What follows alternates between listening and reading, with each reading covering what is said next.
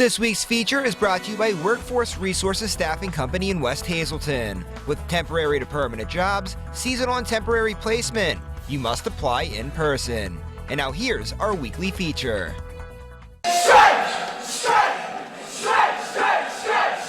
These are just some of the amazing cast members rehearsing for an upcoming production of the Broadway musical Newsies.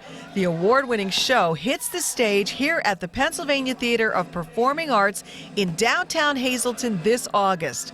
The show is just one of many that graces this stage all through the year. PTPA has been around over 2 decades. We've been in this building, though, probably about 10 years now. We moved over from the Laurel Street complex. And that's actually where I started becoming involved with the PTPA because my kids were involved with the PTPA. Frank Sirach is president of the PTPA's board of directors.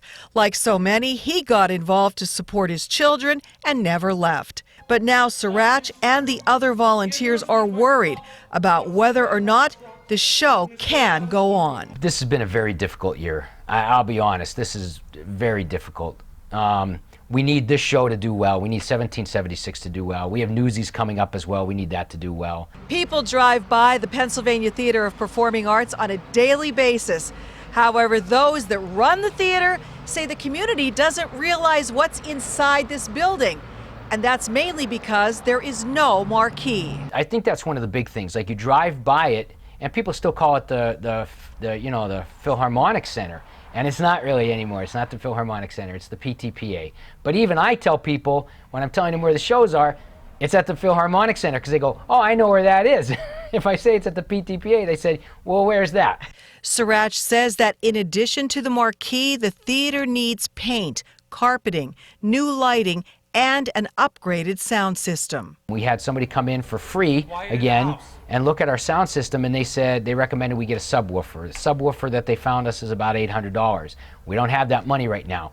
We need curtains for the theater. Curtains can be upwards of $10,000 to $20,000. You know, being a nonprofit, like I said, it just becomes a very difficult task to keep things going. And this is in the middle of downtown Hazelton. If this building wasn't here, or if this building becomes dilapidated, this city really doesn't look presentable. With revitalization efforts underway and a new art center coming to downtown Hazelton, Sirach believes this theater's a perfect fit. But if it had to close... I think it's a bad thing for Hazelton.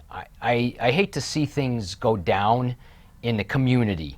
Everybody's trying to promote the community, and we need to get more people to come out downtown. Other board members like Sirach, who were part of the recent cast of 1776, have the same concerns and can't imagine life without this theater. I think PTPA takes some risks that other theaters wouldn't in terms of doing shows that you might not see on a community theater stage, either for difficulty level, for content. In the case of 1776, the sheer logistics of having to get 23 men on stage at the same time.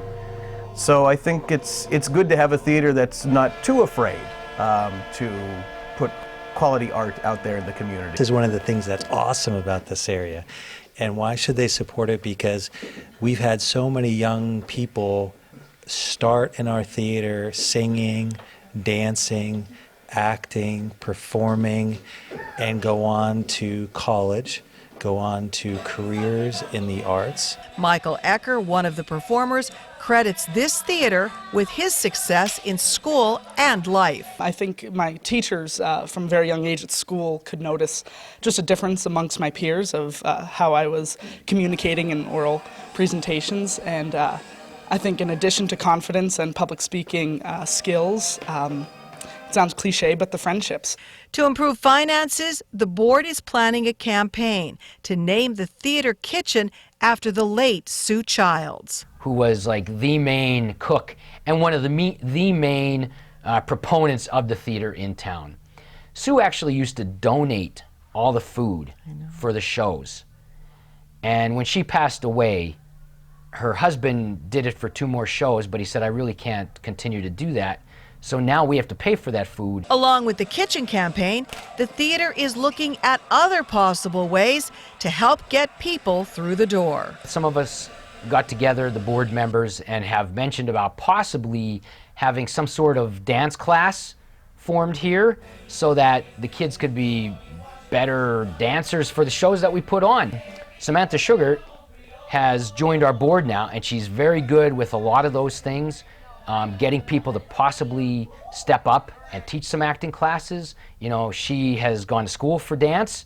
You know, that was one of her majors. So we're looking into her possibly running some type of dance classes out of here just for the younger people in the community, and maybe even the older people in the community. I've been involved in a lot of the youth programs here for the past, I want to say 10 years, as a director or a choreographer. And so now, you know, because we are looking for new avenues to, you know, bring in some more funds and bring in some more kids who might have a different line of interest, we're looking at offering workshops, not just a workshop that will produce a show in the end and will result in a theatrical performance, but maybe something that would have more like a dance class or even voice lessons, things like that. We are the Pennsylvania Theater of Performing Arts. We want to encompass all forms of the performing arts, not just, you know, performing and acting in a show. The bottom line, the theater needs your help to ensure that the show will go on. So let's keep the doors open. Let's get some donations in. If we can, let's sponsor some shows. Let's just come in and see the shows. For a list of upcoming shows, tickets, or to become a patron, visit ptpashows.org or call the Pennsylvania Theater of Performing Arts at 570-454-5451. Reporting from downtown Hazleton for SSPTV News, I'm Lisa Sugart.